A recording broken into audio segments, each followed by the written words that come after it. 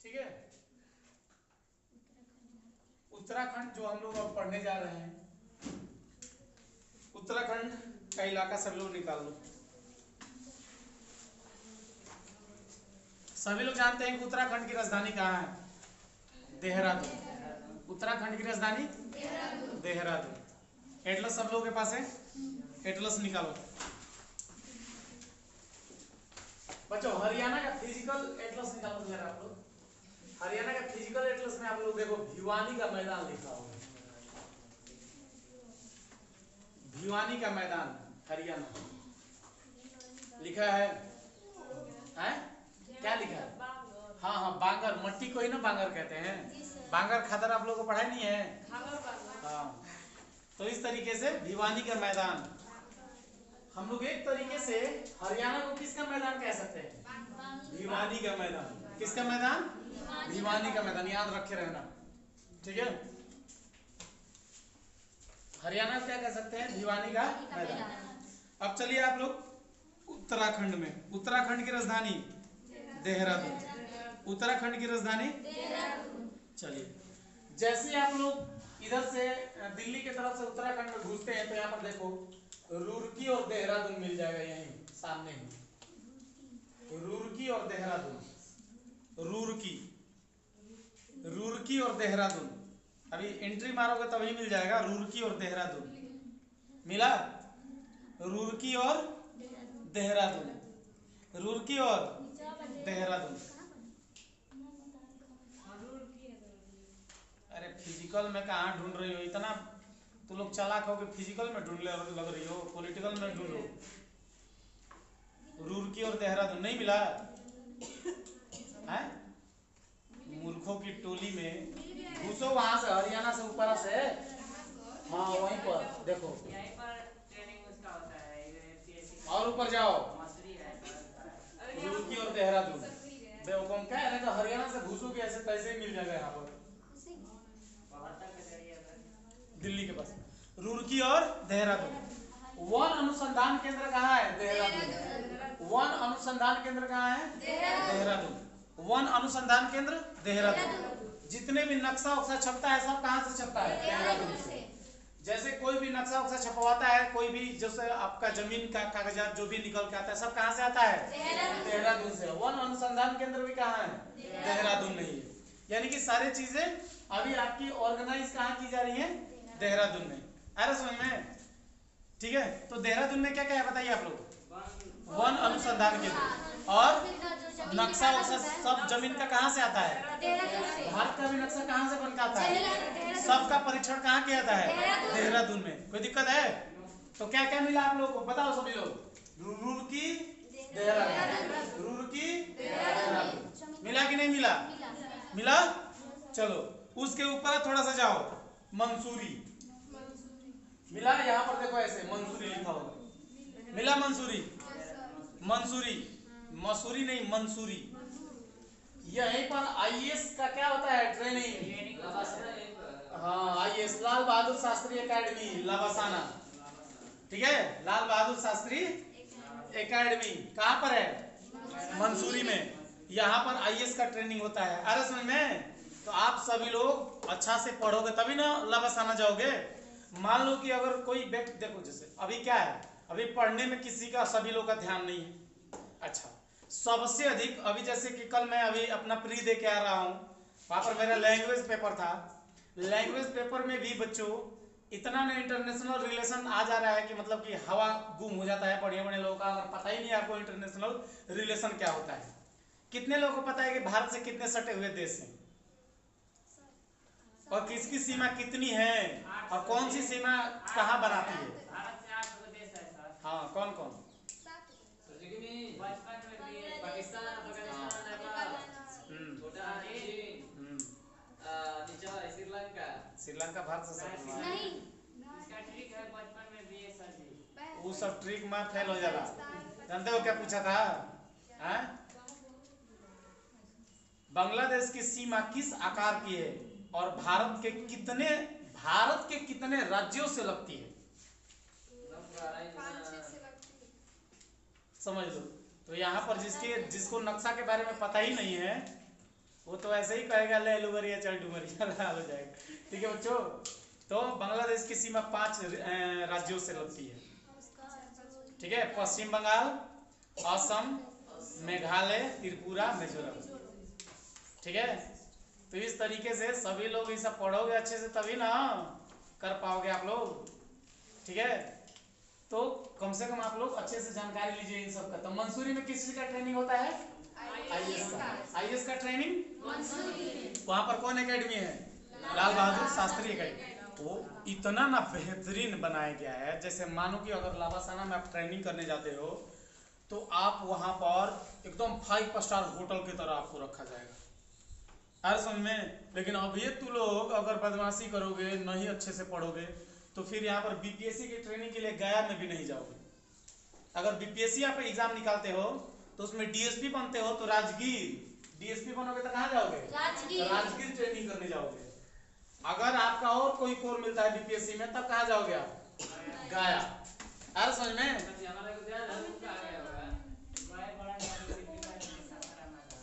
बताइए ना वो उसको कोर क्या मिला है? एसडीएम पहला बार में कोर नहीं मिलता है बाबू, जो भी बोल रहे हैं वो गलत है। पहला बार में कोर मिलेगा, बहुत सारा उसमें कोर होता है। रैंक से नहीं होता, एसडीएम का कोर पहले नहीं मिल जाता आपको। तब बताइए कि एसडीएम कौन लोग बनते हैं, हमसे यही बता दीजिए। यूपीएससी वाले बनते हैं कि बीपीएससी वाले? सर जी दोनों बनते हैं। सर यूपीएससी वाला बनता है सर दोनों बनते हैं। एसडीएम केवल यूपीएससी वाला ही बन सकता है, बीपीएससी वाला जूनियर एसडीएम होता है। ठीक है, यूपीएससी जो निकालता है वही एसडीएम बनता है। वो भी एक बार में बाबू एसडीएम कभी किसी को नहीं बनाया जाता है, आप ये लिख के ले लीजिए।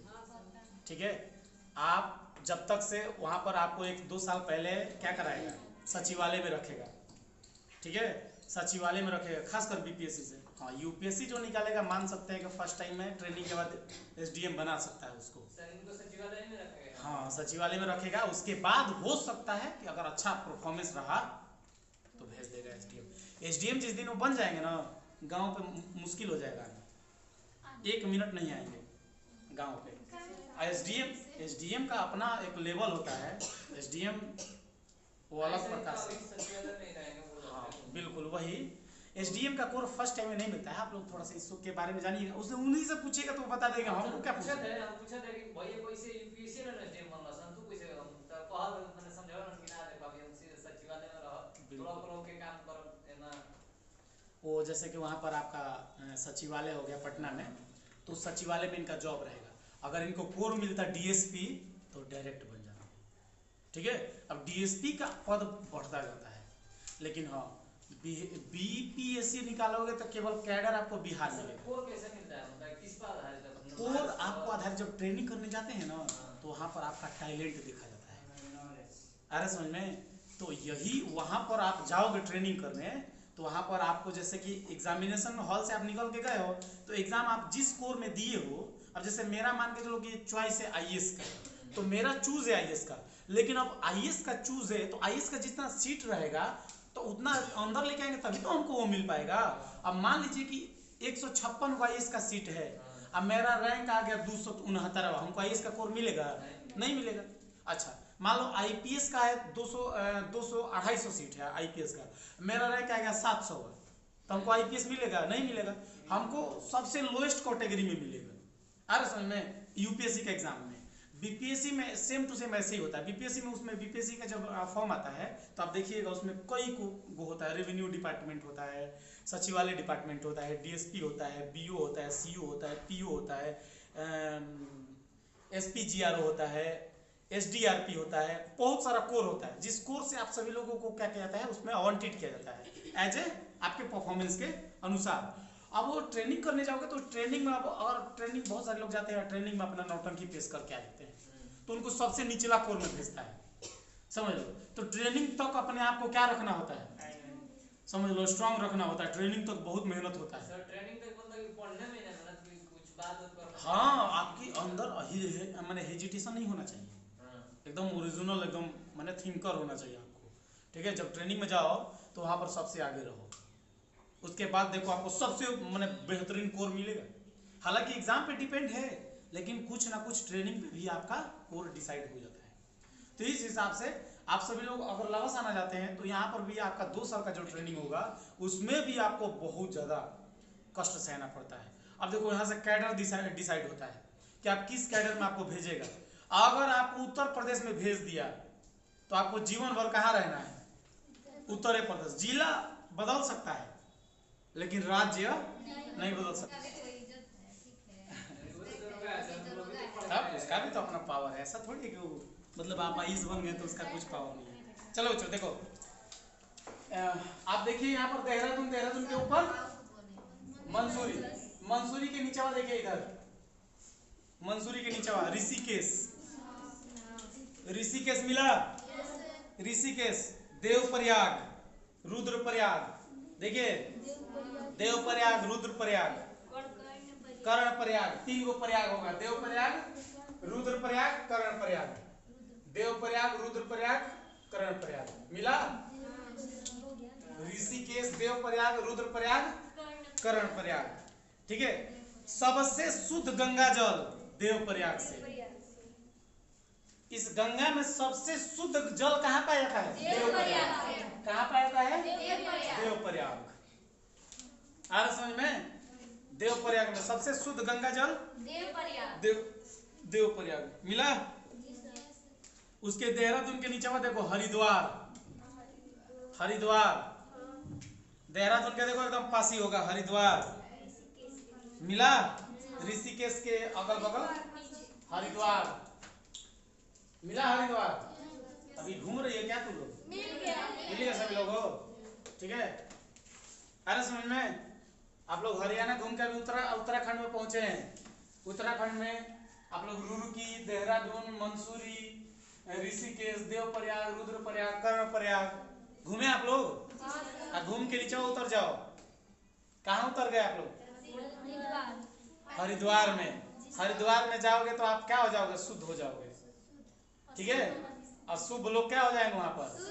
शुद्ध हो जाएंगे, ठीक है। तो इस तरीके से ये सारी चीज घूमने लायक है। क्या है?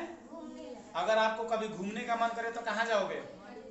हरिद्वार, देवप्रयाग, कर्णप्रयाग, रुद्रप्रयाग, देहरादून, मंसूरी, रुड़की। उत्तराखंड का इलाका कैसा है? समतल है कि उबड़ खाबड़ है? नहीं, एकदम उबड़ खाबड़। ब्याह के बाद जिंदगी कैसी बन जाती है? उत्तराखंड। ब्याह के बाद जिंदगी कैसे हो जाएगी? उत्तराखंड। जिसका शादी विवाह हो गया उसका जिंदगी उत्तराखंड, उसके पास है खुशी खत्म। ऐसे ही यहाँ पर सबसे अधिक जाम लगता है उत्तराखंड में। सबसे अधिक क्या लगता है वहाँ पर? जाम। क्यों?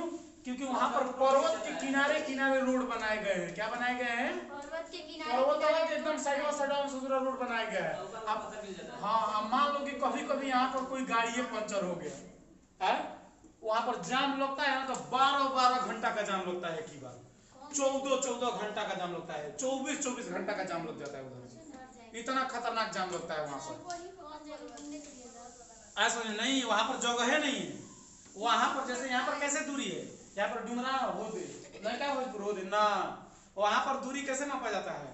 देहरादून में खड़े हैं ना, वो दे मंसूरी बा, वहाँ की दूरी है ऐसे ऊंचाई वाली दूरी है, ठीक है।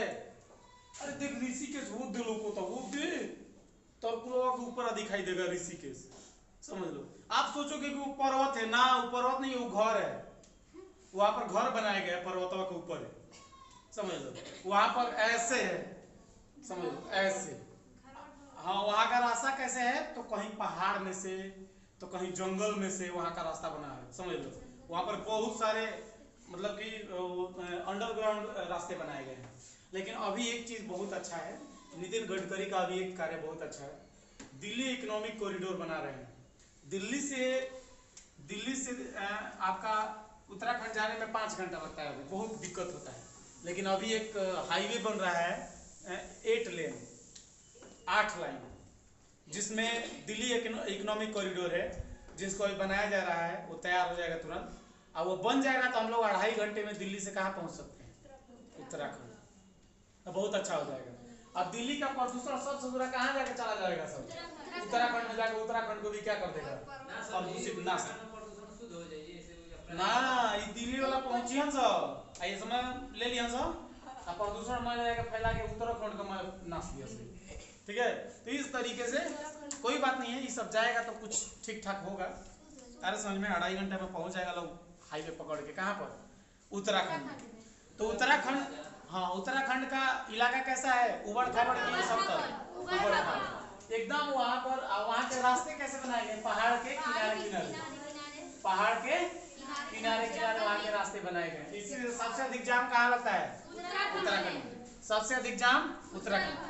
ठीक है, सबसे अधिक घूमने वाला इलाका उत्तराखंड में। सबसे अधिक घूमने वाला इलाका उत्तराखंड में।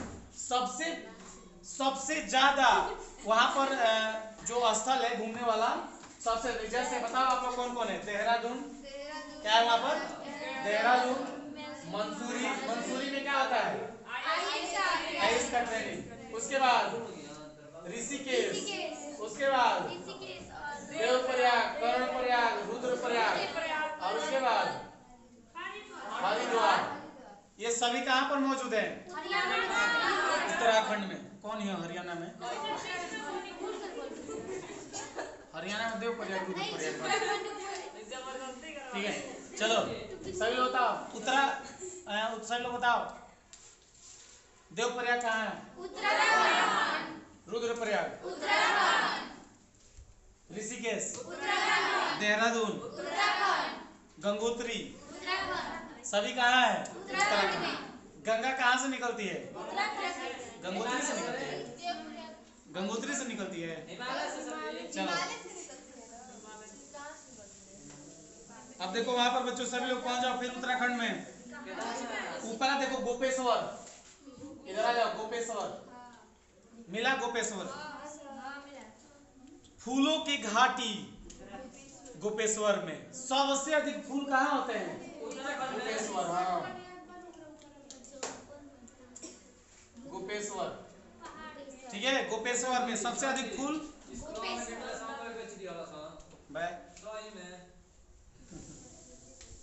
ज्यादा ले लो वहां पर चमोली जिला है वो। गोपेश्वर में कौन सा जिला है, चमोली जिला में सबसे अधिक फूल, एक से एक वहां पर फूल होते हैं। है समझ में, इतना ना बेहतरीन वहां पर फूल होता है मत पूछो। कैसे हम लोग के द्वार के आगे 2-4-10 को पेड़ लग जाता है तो कितना अच्छा लगता है। वहां पर फूल की खेती होती है चमेली जिले में, एकदम ना खाली फूल, खाली फूल। है समझ में, इतना बेहतरीन फूल होता है वहाँ का। है जब बताते टाइम पे बात करेंगे, मारेंगे दोनों तरफ लड़ जाओगी, समझ लो। बताते टाइम पे इधर बोर्ड पे नजर रखो, जब बतियाना है क्लास खत्म है, दुख सुख जो बतियाना है बतियाओ। ये लोग बेवकूफी लोग क्या लाभ बसाना जाएगी, ये लोग का जीवन उत्तराखंड होने वाला है सबका। ठीक है, पढ़ाते टाइम पे काना बतियाती है ये सब। ठीक है, आज समझ गोपेश्वर मिला सभी लोगों को, ऋषिकेश मिला, कर्णप्रयाग मिला, देवप्रयाग मिला, रुड़की, मंसूरी। वन अनुसंधान केंद्र कहाँ है, देहरादून में। सबसे अधिक आईएएस ऑफिसर ट्रेनिंग के लिए मंसूरी का नाम Lal Bahadur Shastri national academy, लाबसाना, Lal Bahadur Shastri national academy. यानी कि उत्तराखंड का एक अलग अपना पहचान है। अरे समझ में, उत्तराखंड में केवल क्या दिखाई देंगे, पर्वत। उत्तराखंड की दूरी सीधे मापी जाती है ऊंचाई में। वहाँ की दूरी कैसे मापी जाती है, ऊंचाई में। वहाँ कैसी खेती होती है, सीढ़ी नुमा। 10th क्लास में पढ़ना था तो वहाँ की खेती सीढ़ी नुमा। ठीक है ना, वहाँ पर ऐसे जैसे पर्वत है तो पर्वतों पे काट काट के सीढ़ी टाइप का बना बना के वहाँ पर बोता है। क्या वहाँ धान होगा, नहीं। वहाँ पर जितने भी सब्जियां, फल, ऐसे में यही सब की खेती की जाती है। कहाँ पर, उत्तराखंड में। ऐसे में यहाँ पर पहाड़ी इलाका है। कैसा इलाका है ये, पहाड़ी। बहुत सारे पहाड़ी है, यहीं से गंगा निकली है। ठीक है, ऊपर देखिए वो पर्वत मिलेगा, संतोपथ पर्वत। सबसे ऊपर जाओ, फिजिकल में ढूंढो संतोपथ पर्वत, यहाँ पर, यहाँ होगा ऐसे, संतोपथ पर्वत, संतोपथ पर्वत, संतोपथ पर्वत।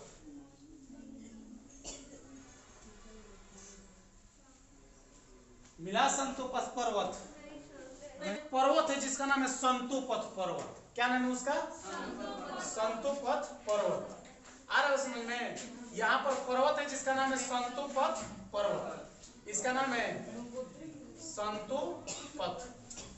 क्या नाम है इसका? संतोपथ। अब उसी संतोपथ पर्वत से एक साइड से निकलती है धौली गंगा और एक साइड से निकलती है विष्णु गंगा। आ रहा समझ में? देखो गंगा का आविष्कार, अब यहाँ पढ़ लो सभी लोग, छापा छापी बंद करके देख लो गंगा कहाँ से निकली है। बड़ा कहता है लोग गंगोत्री से गंगा निकलती है, ठीक है। देखो संतोपथ पर्वत जो है, जब ग्लेशियर यहाँ से पिघला तो एक तरफ से निकला धौली गंगा। क्या निकला? धौली गंगा। दूसरे तरफ से निकला विष्णु गंगा। क्या निकला? विष्णु गंगा, ठीक है। तो यहाँ पर बन गया विष्णु प्रयाग। क्या बन गया? विष्णु प्रयाग,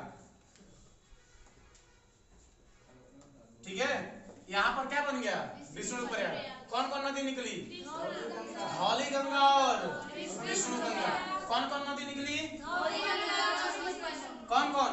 धौली गंगा और विष्णु गंगा। बोलो कौन कौन? किस पर्वत से? किस पर्वत से? किस पर्वत से निकली? संतोपथ पर्वत से। जब ये धौली गंगा और विष्णु गंगा जब यहाँ निकली, जब यहाँ से आगे बढ़ी, तो विद्वानों ने इसका नाम रखा अलकनंदा। क्या नाम रखा इसका? अलकनंदा।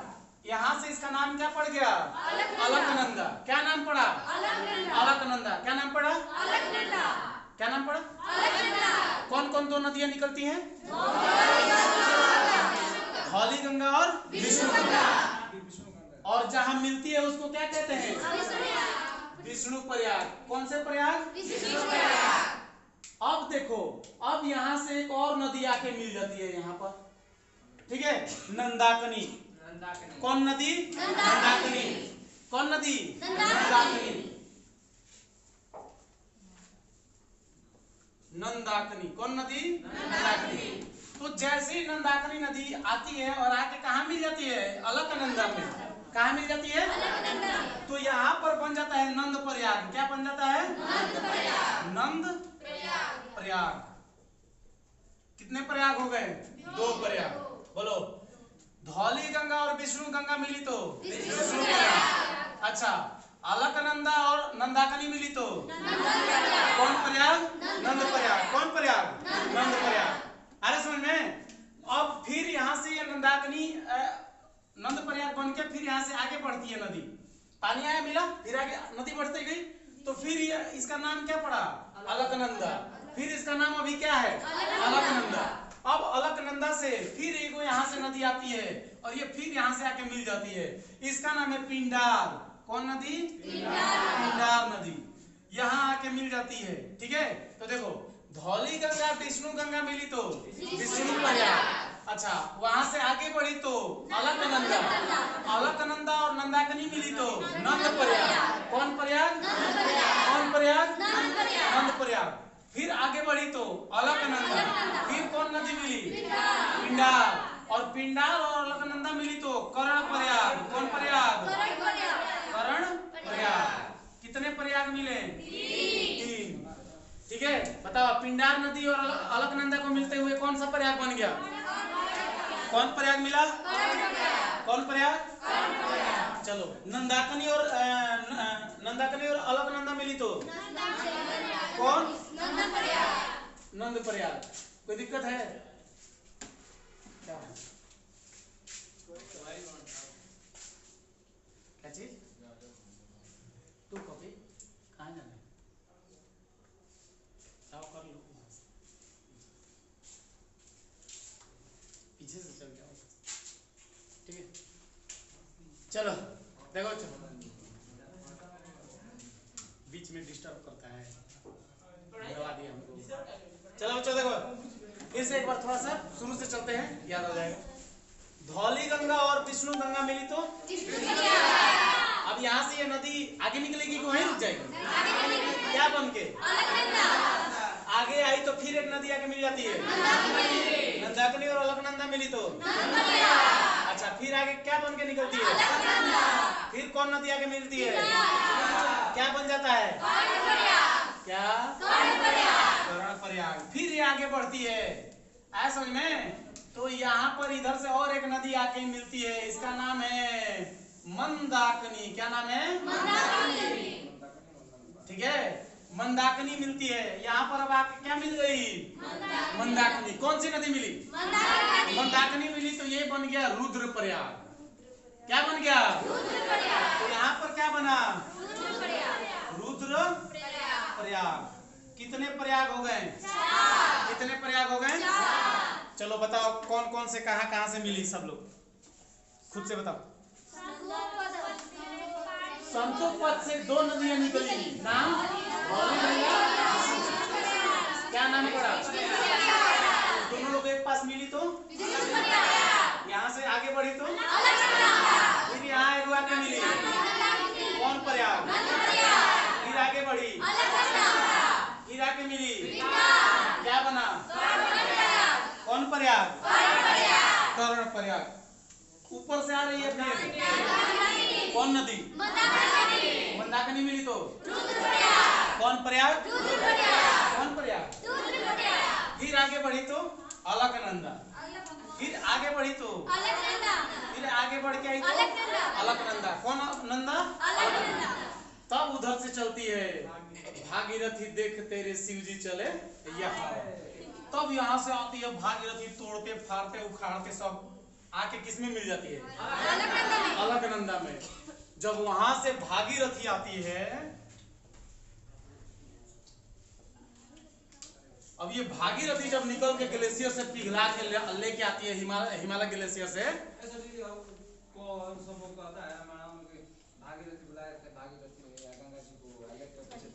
ऐसे कुछ नहीं है। देखो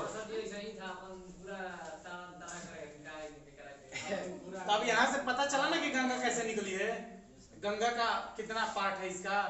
ठीक है, तो यहाँ से निकल के आती है भागीरथी। ठीक है, चूंकि जितनी खतरनाक कौन थी? अलकनंदा। उतनी ही खतरनाक कौन थी? भागीरथी भी कम खतरनाक नहीं थी। उधर से अकेले पिंडारी बटोरते चली आ रही है। कहाँ से? हिमालय से। समझ लो, फाड़ते चीरते पूरा उत्तराखंड को अकेले उधर से आ रही है।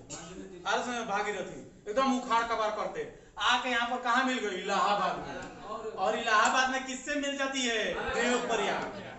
तो जब इलाहाबाद में मिलती है मंदाकिनी अलकनंदा से, तो इसका नाम क्या पड़ता है? देवप्रयाग। हाँ, क्या हो जाता है? देवप्रयाग। तो बताओ किन 2 नदियों के संगम से बनता है देवप्रयाग? भागीरथी और अलकनंदा। अब अलकनंदा जितनी गहराई में थी, उतनी ही गहराई में कौन आ रही थी? अब इसी तरीके से जब यहाँ दोनों लोग मिलते हैं, तो कुछ विद्वानों में यहाँ टकराव हो जाता है। तो कुछ विद्वान यहाँ कहते हैं कि नहीं, चूंकि यहाँ से अलकनंदा आती जा रही है, तो भागीरथी के मिलने से यहाँ पर खौलाव बनता है। तो लोग कहते हैं कि नहीं, ये अभी अलकनंदा ही आगे बढ़ेगी। तो भागीरथी चूंकि उतनी ही खतरनाक होती है, तो तब यहाँ पर कुछ विद्वान कहते हैं कि ना तहार चली ना हमार चली। अब यहाँ से इस नदी का नाम पड़ जाता है गंगा। क्या नाम पड़ जाता है? गंगा। ये गंगा ना गंगोत्री से निकली है, ना यमुनोत्री से निकली है। ये गंगा कहाँ से? संतोपद से और दोनों को मिला के आके बन जाती है देवप्रयाग से। बन के क्या निकलती है? गंगा। लेकिन बेवकूफ बनाने के लिए गंगा को शंकर जी के जटवा में से दिखा दिया जाता है। त्रिशूल के नोक पे सर जी का क्या होता है? प्रयाग। हाँ बताओ तो तनी। शंकर जी का था ना, हिम्मत हो गई कि अपना जटवा से गंगा जी बहवा दी। शंकर जी अंदर कुछ उठा करके ऐसे बोलते मत पानी गिर जाते तो पानी अच्छा, शंकर जी आदमी है उनके पहाड़ है। क्या बच्चों, शंकर जी ग्लेशियर ना ओढ़े के पिघल जाता है और फिर बन जाता है। ठीक है, तो अच्छा ठीक है। तो बच्चों देख रहे हो कितने प्रयाग बन गए? 5 प्रयाग। अब 5 प्रयाग आके बन कहाँ रहा है? देवप्रयाग। तो इसीलिए वो लोग कहते हैं, कितना बेवकूफ कहता है कि 5 गो नदी आके मिलती है इलाहाबाद में। कहाँ 5 गो नदी मिलती है? उन्हीं से भी निकाली बड़ी सर। उधर ही से मिल के कहीं नदिया में सब पानी आता है। सर यमुना मिलती है। ठीक है, यमुना नदी मिलती है। यमुनोत्री अलग है, देवप्रयाग में नहीं मिलती है। देवप्रयाग में आगे आके मिलती है। बताइए, हाँ बता, उसके जब भारत की पूरी नदियां पढ़ाएंगे ना तो सब नदियों का डिटेल्स बता देंगे। इसलिए जानते हो सबसे बढ़िया कार्य जो किए थे हमारे भारत के वो गृह मंत्री थे पटेल जी, बोले थे कि सब नदियों को एक में जोड़ा जाए। बहुत अच्छा किए थे। लेकिन यहाँ पर उनके बाद जितना भी सब भिखमंगा आया नेता, ये सब पैसा के लिए पूरे भारत का स्थिति खराब कर दिया। अगर सब नदियों को एक में जोड़ दिया जाता तो आज ना बिहार डूबता और ना उधर गया सूखता। उधर का एरिया सूख रहा है कि नहीं सूख रहा पानी से, इधर हम लोग का एरिया क्या हो रहा है, डूब रहा है। क्या है ये सब नेताओं की क्षणिक गलती के चलते, स्वार्थ के चलते, स्वार्थ के चलते कोई कुछ भी कर देगा ये लोग। रूस तो सर जी समुद्र सुखा दे रहा है। रूस की बात और आप में अंतर है।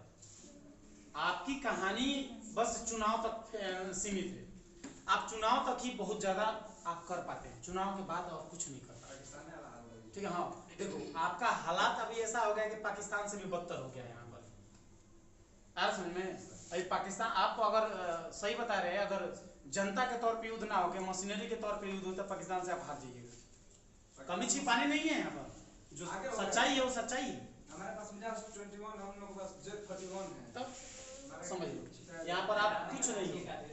तो भागीरथी नदी में एक और नदी आके बोला जाता है कि मिल जाती है, भिलंगना। कौन नदी मिलती है,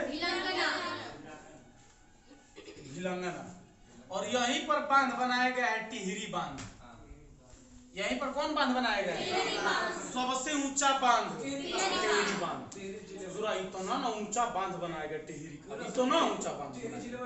हाँ समझ लो कि अगर वो टिहरी बांध नहीं बनाया गया रहता तो आज पूरा माता की लाश दिल्ली तक दहवा के कर देता। समझ लो माता की लाश पूरा उत्तराखंड का लाश कहाँ लेके फेंकता है, दिल्ली में, और उत्तर प्रदेश डुबा के रख देता है। लेकिन वहां पर टिहरी बांध बनाया गया, सबसे ऊंचा बांध। किस नदी पर, भागीरथी। किस नदी पर, भागीरथी। और अब देखो ये मत सोचो कि टिहरी बांध से पानी रुक जाएगा, क्योंकि यहाँ पर भागीरथी और भिलंगना दोनों अथाह पानी लेके आती है उधर से। पूरा हिमालय का पानी सब बटोर के ग्लेशियर को पिघला के ससुरी सब लेके आती है। वो तो यहाँ पर कहो कि बांध बना के काफी अच्छा कर दिया गया है, ताकि यहाँ से बहुत ज्यादा ही गंगा को कठिनाई सहना नहीं पड़ता है देवप्रयाग में। नहीं तो इलाहाबाद आपका पता है तैरता इलाहाबाद होता, इलाहाबाद तैरता रहता, कहते कि पानी में तैरता हुआ इलाहाबाद। घर बनाए नाव पे, ऐसा में वहां पर नाव पे घर बना के रहना पड़ता, इतना खतरनाक। ठीक है, सही बात है, बहुत खतरनाक स्थिति में रहता समझ लो। लेकिन यहाँ पर कौन बांध बनाया गया, टिहरी बांध। टिहरी बांध सबसे भारत का ऊंचा बांध, टिहरी ना, टिहरी बांध। क्या, अब ये देखो यही बांध नहीं बनाया गया, भिलंगनवा नदिया के आगवा बना दिया कोटेश्वर बांध। कौन बना दिया गया है, कोटेश्वर। यानी कि भिलंगना नदी पे यहाँ पर कोटेश्वर बांध बना दिया गया है, कोटेश्वर। अब ये कोटेश्वर बांध भी कुछ क्या करता है कि पानी रोकता है, और यहाँ से पानियों को इधर इधर इधर यहाँ इधर ऐसे पूरा चारों तरफ क्या कर देता है, बिखेर देता है यहाँ से। तब इसके पानी कुछ शांत हो जाते हैं। ये तो ससुरी हो, ये कितना नदियों को मिला के आ रही है। यहाँ से धौली गंगा, विष्णु गंगा, नंदाकनी, पिंडार, मंदाकनी। इसी का पानी कम है कि इधर से भागीरथी अपना पूरा मुहानी लेके चली आ रही है। अब वो तो आ रही है यहाँ से भिलंगना को भी कह रही है आओ हमारे में चल, साथ ही चला जाए। ठीक है, अब तीनों चारों सब मिलके इधर आ रही है। यहाँ पर टिहरी बांध बनाना बहुत जरूरी था, लेकिन यहाँ पर सबसे हम वहाँ पर सबसे अच्छा कहेंगे सुंदरलाल बहुगुणा को। सुंदरलाल बहुगुणा अपने उत्तराखंड को बहुत अच्छा बनाए, समझ लो। सुंदरलाल बहुगुणा वन का रक्षा किया वहाँ पर। चिपको आंदोलन उन्हीं के नेतृत्व में हुआ। वही ना जाके बोले, चूंकि वहां पर पेड़ लोग काट रहे थे कागज और पेपर पर बनाने के लिए। पेड़ क्यों काट रहे थे, क्योंकि उन लोगों को कापी पेपर पर बनाना था, और अपने मतलब कि जैसे स्वार्थ के लिए, स्वार्थ मतलब कि बैट बॉल हॉकी वगैरह बनाने के लिए, पलंग सलंग बनाने के लिए। तो वहां की जनता जो थी, वहां की जनता की सबसे बड़ी समस्या थी कि वहां की जनता उसी चीज पे निर्भर थी। किस पे? जंगल पे। तो जंगल पे निर्भर थी और सुंदरलाल बहुगुणा देखी कि अरे ये तो जब जंगल हट जाएगा तो यहाँ की जनता रहेगी कैसे? तब वहां पर उनके नेतृत्व में हुआ क्या? चिपको आंदोलन। सब लोग पेड़ को पकड़ के क्या हो गए? चिपक गए। इस तरीके से बोले कि पेड़ को काटने से पहले हमारा गर्दन काटो या हमारा शरीर काटो, तब आप पेड़ को काटना। अब सब लोगों का टांगी वहां पर क्या हो गया? रुक गया। लोग बोले कि कैसे अब यहाँ करा जाए। हाँ, इस तरीके से वहां के वन विभाग को क्या मिला? बहुत कंफर्टेबल मिला। बोले कि अरे बाप रे बाप, सब ठीक है। क्लियर हो गया कि नहीं हो गया? गंगा निकाल लिया आप लोग? कितने लोग गंगा का कल एकदम बढ़िया से एकदम पूरा उसका पार्ट बना के लाए? बन जाएगा। चलो बोलो, ये कौन सी गंगा? किस ग्लेशियर से? सतोपत ग्लेशियर पिघला तो कितनी गंगा निकली? नाम? वाली गंगा। नीली तो कितना हुआ? कौन प्रयाग?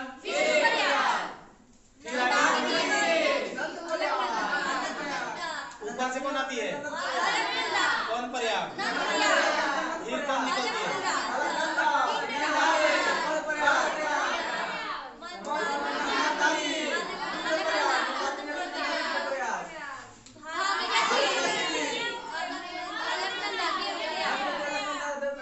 कोई दिक्कत?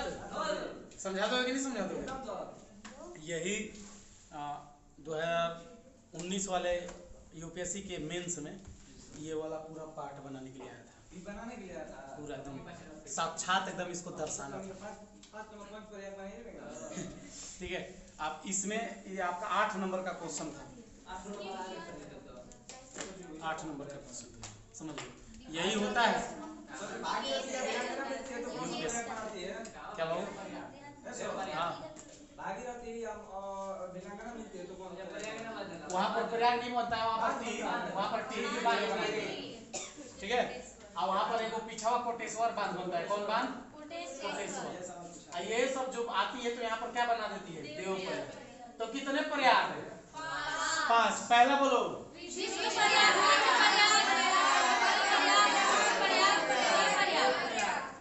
तब यहाँ से कौन नदी? गंगा नदी। तो बताओ, गंगा गंगोत्री से कि यमुनोत्री से? ठीक है। जितने लोग प्री की याद किए हैं, गंगा गंगोत्री से खत्म।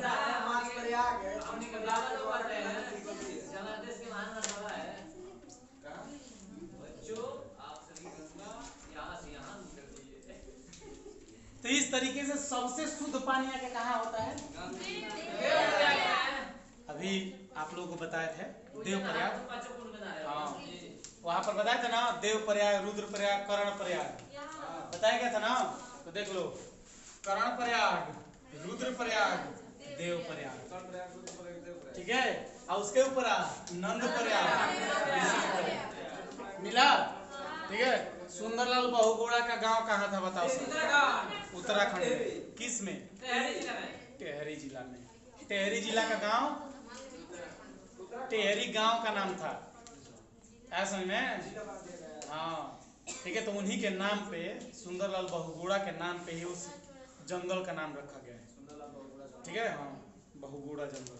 कोई दिक्कत है इसमें? उत्तराखंड में आप लोग जाने? बताओ, आईएएस का ट्रेनिंग लावासाना मंसूरी में। उत्तराखंड में राजधानी उत्तराखंड की, और एक चीज देहरादून में वन अनुसंधान केंद्र, और एक चीज देहरादून में। देहरादून में और एक चीज क्या होता है? मानचित्र का सब परीक्षण कहाँ होता है? देहरादून में। मानचित्र वगैरह सब कहाँ से बन के आता है? देहरादून में। नीचे क्या है? रुड़की। क्या है? रुड़की। लवासाना।